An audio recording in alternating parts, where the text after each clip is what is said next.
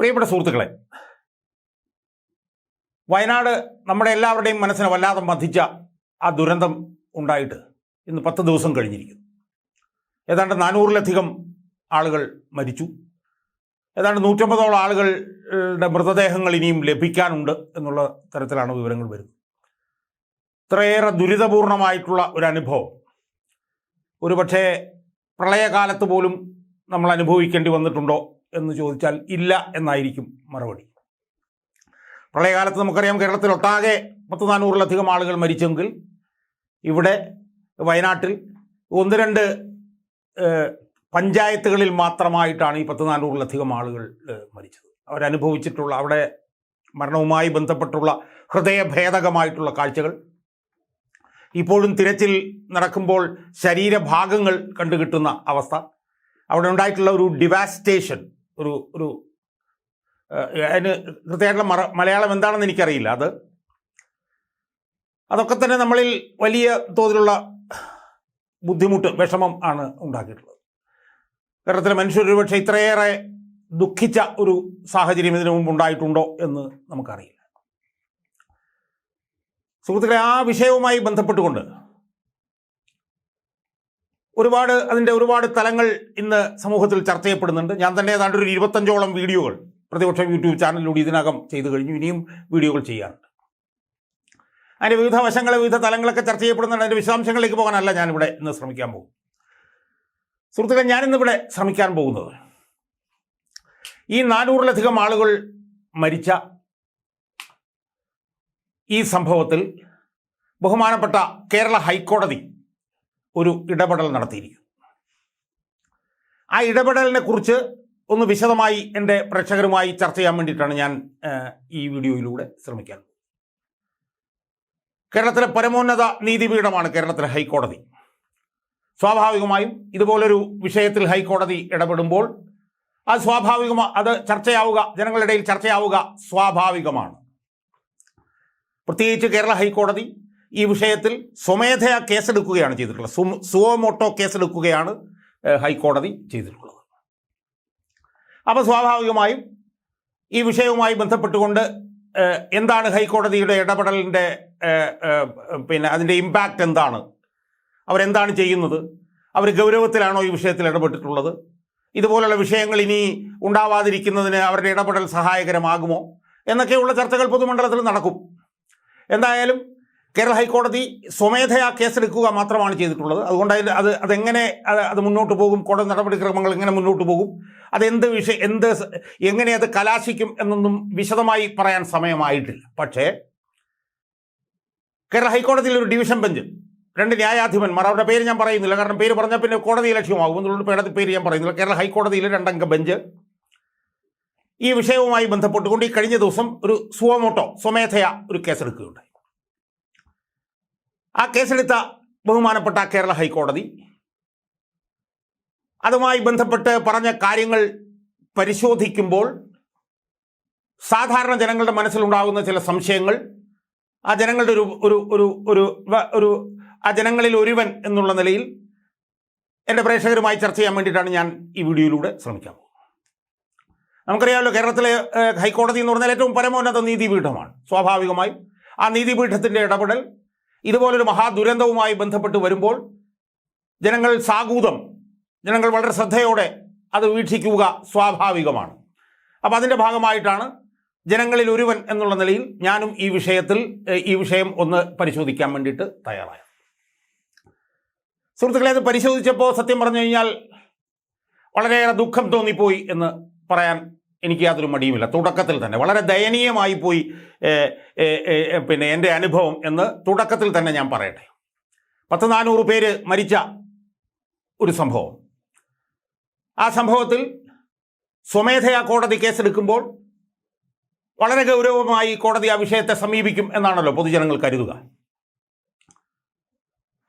എന്തെങ്കിലും ഒരു പ്രത്യേക നിലപാടെടുത്ത് കോടതി ഈ വിഷയത്തിൽ ഇടപെടുമെന്നൊന്നും ആരും ചിന്തിക്കില്ലല്ലോ. പക്ഷേ കോടതി വളരെ ഗൗരവമായി ആ വിഷയത്തെ സമീപിക്കും എന്നുള്ള ഒരു കാഴ്ചപ്പാടോടെ നമ്മൾ കോടതി നടപടികളെ സമീപിച്ചാൽ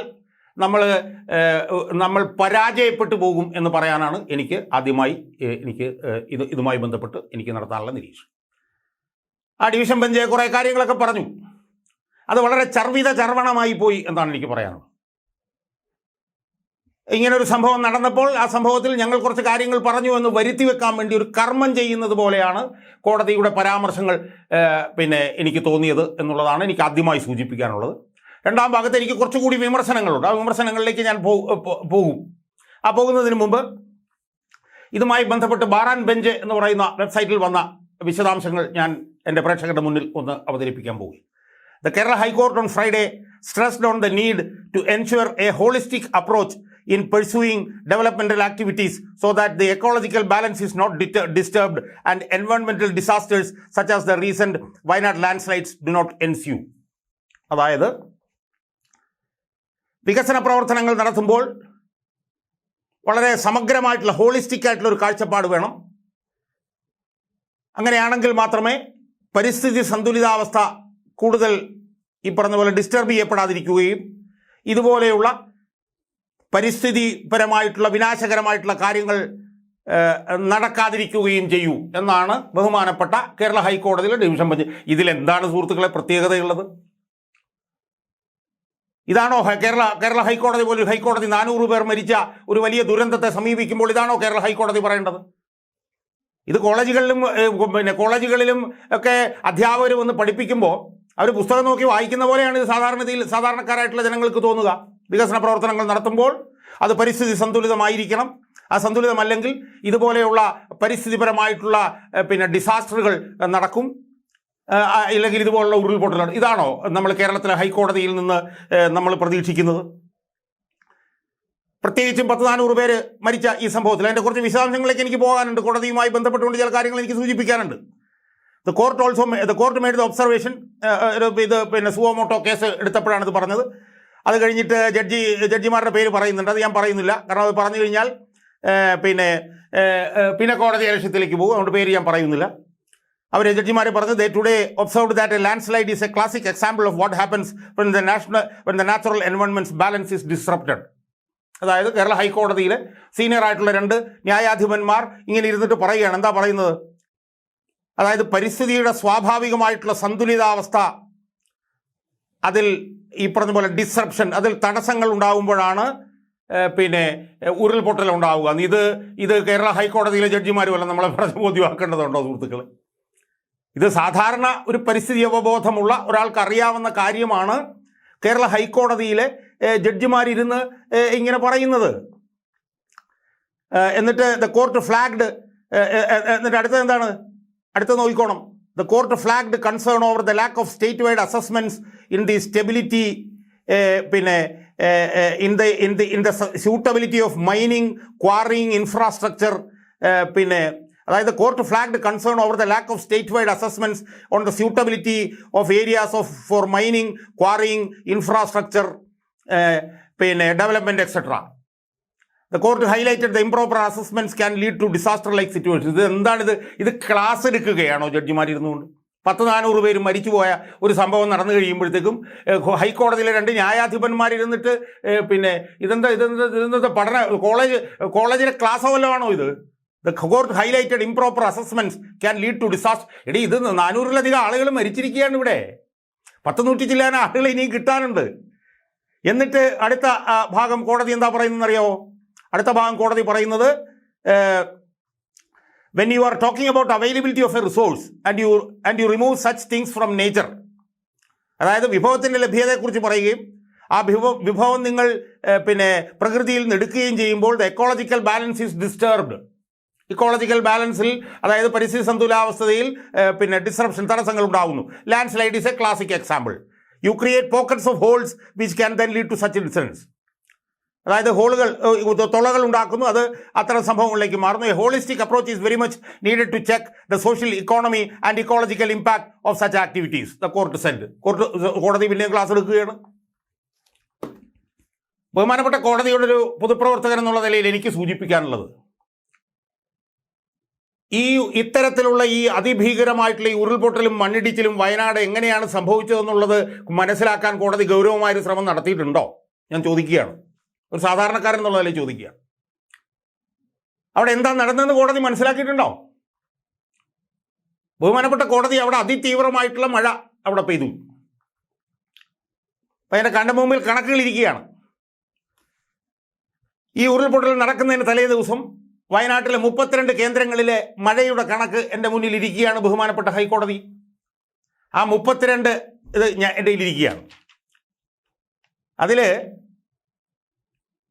244.4 മില്ലിമീറ്ററിൽ മുകളിലാണ് മഴ പെയ്യുന്നതെങ്കിൽ എക്സ്ട്രീംലി ഹൈ റെയിൻഫോൾ എന്നാണ് പറയുന്നത്. 244.4 മില്ലിമീറ്ററിന് മുകളിൽ മഴയാണെങ്കിൽ എക്സ്ട്രീംലി ഹൈ റെയിൻഫോൾ എന്നാണ് പറയുന്നത്. ഈ ഉരുൾപൊട്ടൽ ഉണ്ടാകുന്നതിൻ്റെ തൊട്ടുതലേ ദിവസത്തെ 24 മണിക്കൂർ നേരത്തെ 32 വയനാട്ടിലെ 32 കേന്ദ്രങ്ങളിലെ മഴയുടെ കണക്കുകളാണ് എൻ്റെ മുന്നിലിരിക്കുന്നത്. ആ 32 കേന്ദ്രങ്ങളിൽ 22 കേന്ദ്രങ്ങളിലും 244.4 മില്ലിമീറ്റർ എന്ന അതിന് മുകളിലായിരുന്നു മഴ പെയ്തത് ബഹുമാനപ്പെട്ട ഹൈക്കോടതി. ഇതൊക്കെ മനസ്സിലാക്കേണ്ട കോടതി.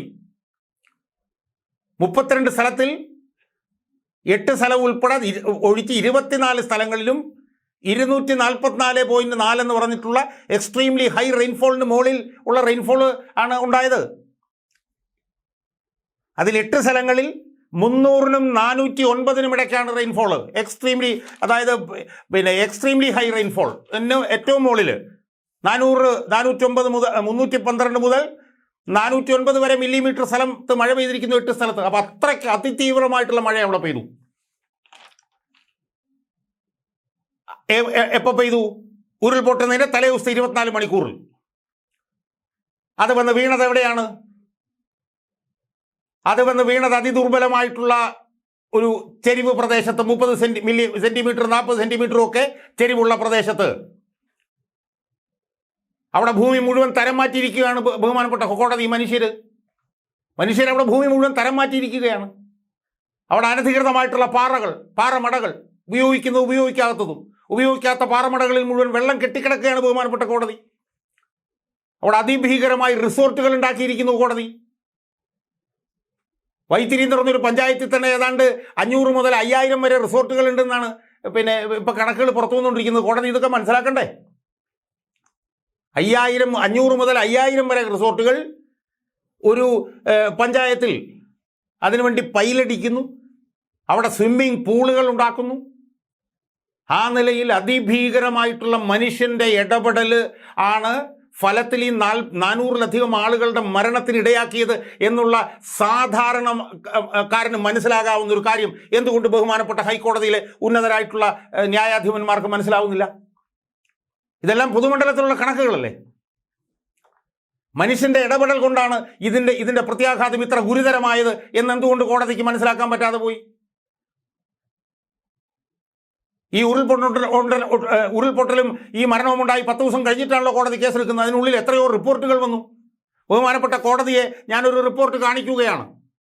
ഈ റിപ്പോർട്ട് 2020 കേരള സർക്കാരിനുൾപ്പെടെ സമർപ്പിച്ചതാണ്. വയനാട്ടിൽ ഇനി വേണ്ടത് ജാഗ്രത, ഉരുൾപൊട്ടൽ സാധ്യതാ report.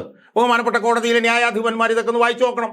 Human centre for ecology and wild life biology എന്ന് പറയുന്ന ഈ റിപ്പോർട്ട് 2020 ബഹുമാനപ്പെട്ട സർക്കാരിന് സമർപ്പിച്ചിട്ടുള്ള റിപ്പോർട്ടാണ് കോടതി. ഇതിനകത്ത് പറഞ്ഞിരിക്കുന്നത് വായിച്ചു നോക്കണം. അതിനകത്ത് പറഞ്ഞിരിക്കുന്നത് ടൂറിസം, നിർമ്മാണ പ്രവർത്തനങ്ങൾ, നിയമവിരുദ്ധമായിട്ടുള്ള റോഡ് നിർമ്മാണം, പാറമട, ഇതൊക്കെ കൊണ്ടാണ് ഈ ഉരുൾപൊട്ടലിൻ്റെ പ്രത്യാഘാതം ഇത്ര രൂക്ഷമായതെന്നും 400-ലധികം ആളുകൾ മരിച്ചതെന്നുമുള്ള എത്രയോ വിവരങ്ങൾ പൊതുമണ്ഡലത്തിൽ കിടക്കുന്നു. അത് പരിശോധിക്കണ്ടേ? അത് പരിശോധിച്ചിട്ട് അതിൻ്റെ പ്രത്യാഘാതം ഇതാണെന്ന് മനസ്സിലാക്കി അതിനെന്താണ് ചെയ്യാൻ കഴിയുന്നത് എന്നുള്ള നിലയിലുള്ള ചർച്ചകൾ നടക്കുന്നതിന് പകരം ക്ലാസ് മുറിയിൽ അധ്യാപകന്മാർ ക്ലാസ് എടുക്കുമ്പം പറയുന്ന പരിസ്ഥിതിയെക്കുറിച്ച് പറയുന്ന ഈ പറഞ്ഞതുപോലെ ഏറ്റവും എലിമെൻ്ററി ആയിട്ടുള്ള കാര്യങ്ങളാണോ ബഹുമാനപ്പെട്ട ഹൈക്കോടതിയിലെ മുതിർന്ന ന്യായാധിപന്മാർ വന്നിരുന്ന് പറയുന്നത്? എന്നിട്ട് എന്താ കോടതി ചെയ്തതെന്നറിയാവോ? The court emphasized that a comprehensive policy approach is imperative to prevent such devastating incidents. ഇതൊക്കെ കോടതി പറയേണ്ട കാര്യമുണ്ട്. ഇത് സാധാരണ ജനങ്ങൾക്ക് അറിയാവുന്ന കാര്യമല്ലേ? കോടതി ഈ വാചാടോപങ്ങളെല്ലാം നടത്തിയിട്ട് ഈ പ്രസംഗമെല്ലാം കോടതി നടത്തിയിട്ട് കോടതി എന്ത് ചെയ്തെന്നറിയാവോ? The bench therefore appointed senior Advocate Ranjit Tamban as an amicus curiae and asked him to give suggestions on how the state should reevaluate its policies to ensure environmental preservation and sustainability. കോടതി അതിനുശേഷം രഞ്ജിത്ത് തമ്പാൻ എന്ന് പറഞ്ഞ മുതിർന്ന അഭിഭാഷകനെ amicus ക്യൂറിയായി പ്രഖ്യാപിക്കുകയും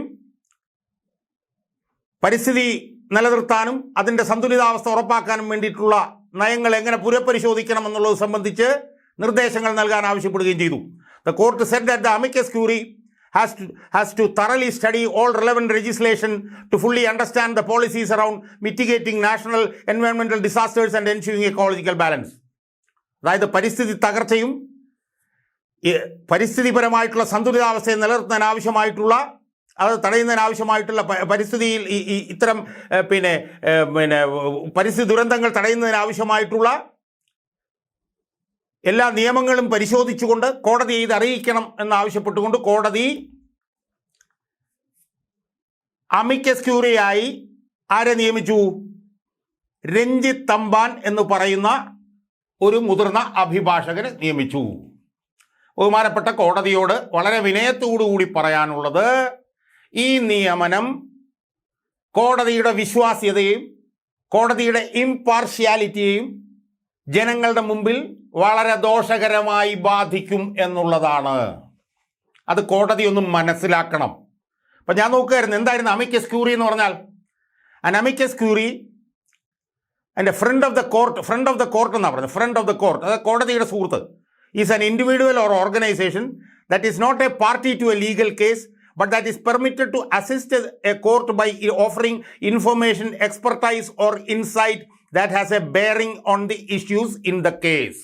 ഇതാണ് amicus curiae എന്ന് ഞാൻ അപ്പോൾ ഗൂഗിളിൽ നോക്കിയപ്പോൾ എനിക്ക് മനസ്സിലാവുന്നത്. ഈസ് ആൻ ഇൻഡിവിജ്വൽ, അപ്പോൾ അയാളെ കോടതിയുടെ സുഹൃത്തെന്നാണ്. He's an individual or an organisation, ഒരു വ്യക്തിയോ ഒരു സ്ഥാപനമോ, that is not a party to a legal case, legal കേസിൽ ഒരു ഭാഗഭാക്കാകാത്ത, but that is permitted to assist a court, പക്ഷേ കോടതിയെ സഹായിക്കാൻ അയാളെ അനുവദിക്കും. എങ്ങനെ? ബൈ ഓഫറിങ് ഇൻഫർമേഷൻ, എക്സ്പെർട്ടൈസ്, വിവരങ്ങൾ, വൈദഗ്ധ്യം അല്ലെങ്കിൽ കാഴ്ചപ്പാട് or insight that has A bearing on the issues in the case. ഇതാണ് അമിക്കസ് ക്യൂറി. അപ്പം അങ്ങനെ ഒരു അമിക്കസ് ക്യൂറിയായി ആരെ വെച്ചു? കോടതി, ബഹുമാനപ്പെട്ട കോടതി ആരെ വെച്ചു? രഞ്ജിത്ത് തമ്പാൻ എന്ന് പറയുന്ന മുതിർന്ന അഭിഭാഷകനെ വെച്ചു. ആ അഭിഭാഷകൻ എങ്ങനെയാണ് കോടതി ഒരു അമിക്കസ് ക്യൂറി ആകാൻ കഴിയുക? ആരാണ് അഭിഭാഷകൻ? ആ അഭിഭാഷകൻ കഴിഞ്ഞ 7 വർഷക്കാലമായി പിണറായി സർക്കാരിലെ അഡീഷണൽ അഡ്വക്കേറ്റ് ജനറലായിരുന്ന ആളല്ലേ? അയാളല്ലേ രഞ്ജിത്ത് തമ്പാൻ എന്ന് പറഞ്ഞ ആൾ? അയാളല്ലേ കഴിഞ്ഞ 7 വർഷക്കാലം ഇതുപോലുള്ള പരിസ്ഥിതി ലംഘനങ്ങൾ, പാറമടയുമായി ബന്ധപ്പെട്ട കേസ്, മൂന്നാറിലെ കയ്യേറ്റവുമായി ബന്ധപ്പെട്ട കേസ്, മുട്ടിൽ മരമുറിയുമായി ബന്ധപ്പെട്ട കേസ്, ഇതുപോലുള്ള കേസുകളിലൊക്കെ സർക്കാരിൻ്റെ ഭാഗം വന്ന് ഹൈക്കോടതിയിൽ വാദിച്ചുകൊണ്ടിരുന്ന മുതിർന്ന അഭിഭാഷകനല്ലേ ഈ രഞ്ജിത്ത് തമ്പാൻ എന്ന് പറഞ്ഞ ആൾ? അയാൾ എങ്ങനെയാണ് നിഷ്പക്ഷനാവുന്നത്? അയാളൊരു CPI കാരനല്ലേ? CPIയുടെ കയ്യിൽ വകുപ്പല്ലേ റവന്യൂ വകുപ്പ്? റവന്യൂ വകുപ്പ് ഈ വിഷയങ്ങളിലെല്ലാം കക്ഷിയല്ലേ? മുട്ടിൽ മരമുറിയിൽ ഉൾപ്പെടെ കക്ഷിയല്ലേ? മുട്ടിൽ മരമുറി കേസിൽ ഏറ്റവും വിവാദപരമായിട്ടുള്ള ഉത്തരവിറക്കിയത് റവന്യൂ സെക്രട്ടറി ആയിരുന്ന ജയതിലകല്ലേ? റവന്യൂ സെക്രട്ടറി അല്ലേ? റവന്യൂ വകുപ്പ് CPIയുടേതല്ലേ? റവന്യൂ വകുപ്പ് ഇതിൽ കക്ഷിയല്ലേ? അപ്പം ഈ കേസുകളിലെല്ലാം തന്നെ സർക്കാരിന് അനുകൂലമായി വന്ന് വാദിച്ചു കൊണ്ടിരുന്ന പരിസ്ഥിതി വിഷയങ്ങളിലെല്ലാം ഇവിടെ പരിസ്ഥിതി തകർച്ചയൊന്നും ഉണ്ടായിട്ടില്ല, ഇവിടെ ഒരു പരിസ്ഥിതി കയ്യേറ്റം ഉണ്ടായിട്ടില്ല, ഇവിടെ പാറമടകളുടെ വിഷയത്തിൽ പ്രശ്നം ഉണ്ടായിട്ടില്ല, ഇവിടെ മൂന്നാറിൽ കയ്യേറ്റം ഉണ്ടായിട്ടില്ല, ഇവിടെ മുട്ടിൽ മരമുറിയായിട്ട് പ്രശ്നം ഉണ്ടായിട്ടില്ല എന്നൊക്കെ പറഞ്ഞ് സർക്കാരിന് വേണ്ടി വർഷങ്ങളായി കോടതിയിൽ വന്ന് വാദിച്ചു കൊണ്ടിരുന്ന ഒരു മുതിർന്ന അഭിഭാഷകനെ ഇത്രയും നിർണായകമായൊരു കേസിൽ 100-400 പേര് മരിച്ച അതിഭീകരമായൊരു ഉരുൾപൊട്ടലുണ്ടായ കേസിൽ ബഹുമാനപ്പെട്ട ഹൈക്കോടതി അമിക്കസ് ക്യൂറിയായി പ്രഖ്യാപിക്കുമ്പോൾ കോടതിയുടെ വിശ്വാസ്യത തലകുത്തി വീഴും എന്ന് കോടതി മനസ്സിലാക്കണം. കാരണം ഇയാൾക്ക് പക്ഷപാതമില്ല, ഇയാളൊരു ഭാഗത്തിൻ്റെ കൂടെ നിൽക്കുന്നയാളാണ്. ഇയാൾക്ക് ഇമ്പാർഷ്യലായി പെരുമാറാൻ പറ്റില്ല. ഇതുപോലെ ഒരാളെ അമിക്കസ് ക്യൂറിയാക്കി വെക്കാൻ പറ്റില്ല. അപ്പം എന്തുകൊണ്ടാണ് കോടതി ഇങ്ങനെ ചെയ്യുന്നതെന്നുള്ള സംശയം ജനങ്ങളുടെ മുമ്പിൽ വരില്ലേ? സ്വാഭാവികമല്ലേ ഇത്? അപ്പം അതും പ്രശ്നം. ഇനി അടുത്ത പ്രശ്നം എന്താ? ബഹുമാനപ്പെട്ട കേരള ഹൈക്കോടതി പരിസ്ഥിതി വിഷയങ്ങളിൽ എടുത്തുകൊണ്ടിരിക്കുന്ന സമീപനത്തെക്കുറിച്ചും കുറച്ച് കാര്യങ്ങൾ പൊതുവിൽ പറയാനുണ്ട്. മുട്ടിൽ മരമുറി കേസ് ശതകോടികളുടെ മരം വെട്ടി വിറ്റ കേസാണ്. ആ കേസിൽ ഏറ്റവും പ്രധാനപ്പെട്ട പ്രതി ഒരു TV ചാനലിൻ്റെ ഉടമയായിട്ട് ഇവിടെ ഇരിക്കുകയാണ്. എല്ലാ ദിവസവും വന്ന് നമ്മളെ ഉദ്ബോധിപ്പിച്ചുകൊണ്ടിരിക്കുകയാണ്. മുട്ടിൽ നിന്നുൾപ്പെടെ വയനാട്ടിൽ നിന്നുൾപ്പെടെ ശതകോടികളുടെ മരം വെറ്റി വിറ്റ അയാൾ ഇപ്പം വയനാട്ടിൽ നിന്ന് 150 ഏക്കർ മേടിച്ചിട്ട് ഈ ഉരുൾപൊട്ടലിൽ മരിച്ചവർക്ക് വേണ്ടി ഒരു ടൗൺഷിപ്പ് ഉണ്ടാക്കാമെന്നും പറഞ്ഞ് ഇറങ്ങിയിരിക്കുകയാണ് കോടതി. കോടതിയുടെ മുമ്പിലാണ് അയാൾ വന്നിരിക്കുന്നത് TV ചാനലിൽ. മുട്ടിൽ മരമുറി കേസിൽ കക്ഷി ചേരാൻ ഞാൻ ശ്രമിച്ചു. നേരത്തെ മണികുമാർ എന്നും പറഞ്ഞിട്ടൊരു ചീഫ് ജസ്റ്റിസ് ഉണ്ടായിരുന്നു. അയാളെക്കുറിച്ചിട്ട് രമേശ് ചെന്നിത്തല പറഞ്ഞതാണ്. ആ ചീഫ് ജസ്റ്റിസിന് മുമ്പിൽ ഞാൻ വാദിക്കാൻ ചെന്നു. ഒരു പൊതുപ്രവർത്തനം എന്നുള്ള കേസിൽ എടുത്ത് ചവിട്ടോട്ടെ കളഞ്ഞു. എസ് മണികുമാർ. മുട്ടിൽ മരമുറി എവിടെ പോയി? 2020 ഉണ്ടായതാണ്. ഇപ്പോൾ 2024 എങ്ങും എത്താതെ കിടക്കുകയാണ് മുട്ടിൽ മരമുറി കേസ്. ഇനി പ്രളയത്തിൻ്റെ കാര്യമൊന്നും എടുത്ത കോടതി. പ്രളയം മനുഷ്യനിർമ്മിതമാണെന്നും പറഞ്ഞ് രമേശ് ചെന്നിത്തല ഒരു കേസ് കൊടുത്തിരുന്നു 2019. ആ കേസ് എവിടെ പോയി ബഹുമാനപ്പെട്ട കോടതി? 2024 ഈ പറഞ്ഞ പോലെ പ്രളയം മനുഷ്യനിർമ്മിതമാണെന്നുള്ള കേസ് എവിടെ കിടക്കുന്നു? എവിടെയോ മൂലയ്ക്ക് കിടക്കുകയാണ് ബഹുമാനപ്പെട്ട ഹൈക്കോടതി. പാറമടകളുമായി ബന്ധപ്പെട്ട് വരുന്ന 100 കണക്കിന് കേസുകളിലും വികസനത്തിനാണ് കോടതി പ്രാധാന്യം കൊടുത്തുകൊണ്ടിരിക്കുന്നത്. അതിൻ്റെ വിശദാംശങ്ങളിലേക്കൊക്കെ പോയാൽ വലിയ നാണക്കേടാവും. ഞാൻ അതിലേക്കൊന്നും പോകുന്നില്ല. പക്ഷേ പാറമടയുടെ വിഷയം വരുമ്പോൾ ബഹുമാനപ്പെട്ട കോടതി പ്രധാനമായിട്ടും പരിഗണിക്കുന്നത് വികസനം. അതിൻ്റെ പ്രത്യാഘാതം ഇപ്പോൾ വരും ദിവസങ്ങളിൽ ചർച്ച ചെയ്യും. ഞാൻ അതിലേക്ക് ഇപ്പോൾ പോകുന്നില്ല. ഇനി മൂന്നാറാണ് അടുത്ത ഉരുൾപൊട്ടൽ ഉണ്ടാകാൻ പോകുന്നത്. കോടതി ഓർത്തു വെച്ചോ. ആ മൂന്നാറിൽ നടക്കുന്ന അതിഭീകരമായിട്ടുള്ള കയ്യേറ്റം. ആ കയ്യേറ്റം തടയാൻ കോടതിക്ക് എന്ത് ചെയ്യാൻ കഴിഞ്ഞു?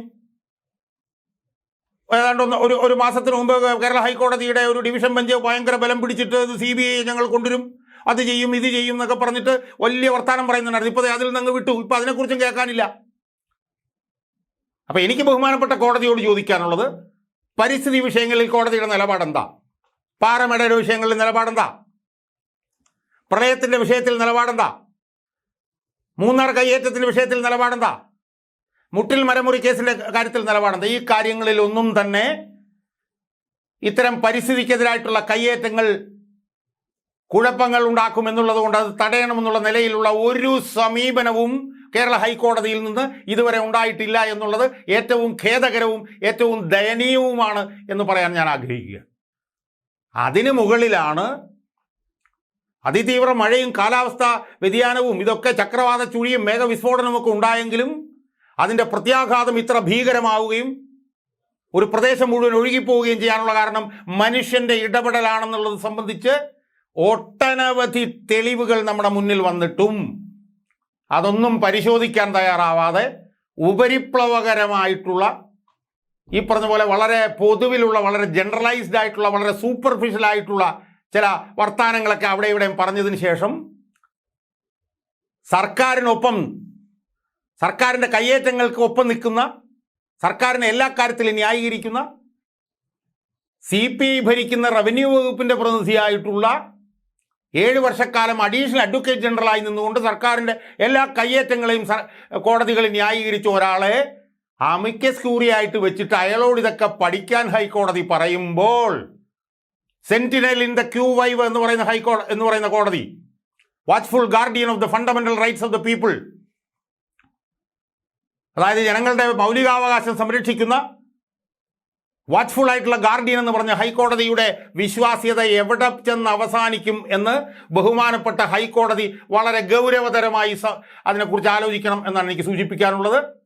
ഇത്രയും പേർ മരിച്ച ഇത്രയും ഭീകരമായിട്ടുള്ള ഈ സംഭവത്തിൽ പക്ഷപാതരഹിതമായി പ്രവർത്തിക്കാൻ വേണ്ടിയിട്ട് ഏറ്റവും പക്ഷപാതപരമായി മാത്രം പ്രവർത്തിക്കുന്ന ഒരു അഭിഭാഷകനെ അമിക്കസ് ക്യൂറിയായി വെച്ചത് ഏറ്റവും ദയനീയവും പരിതാപകരവുമായി പോയി എന്ന് മാത്രമേ കേരളത്തിലെ ഏറ്റവും പരമോന്നത നീതിപീഠമായിട്ടുള്ള ഹൈക്കോടതിയോട് ഒരു സാധാരണ മനുഷ്യനെന്നുള്ള നിലയിലും ഒരു അഭിഭാഷകൻ എന്നുള്ള നിലയിലും എനിക്ക് പറയാനുള്ളൂ.